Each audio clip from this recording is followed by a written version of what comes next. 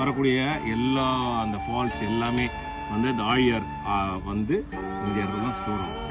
So இந்த இடத்துல அப்படியே பிடிச்சி அப்புறம் கல்டிவேஷன்ஸ்க்கு இங்கேருந்து இது போகும். ஸோ இந்த மாதிரி வந்து இயற்கையாக வரக்கூடிய நீரை தேக்கி வைத்து நம்ம விவசாயத்துக்கும் வீட்டுக்கும் நம்ம பயன்படுத்தினா நமக்கு வந்து தண்ணி பிரச்சனையே வராதுன்றதுக்கான ஒரு உதாரணங்கள் தான். நாங்கள் பொள்ளாச்சி ஷூட்டிங் வந்தோம். இன்றைக்கி ஷூட்டிங் இல்லைன்றதுனால கம்பெனிஸ் எல்லாம் சுற்றி பார்க்க ஆழியாருக்கு வந்து மலையோரம் வீசும் காத்து மனசோடு பாடும் பாட்டு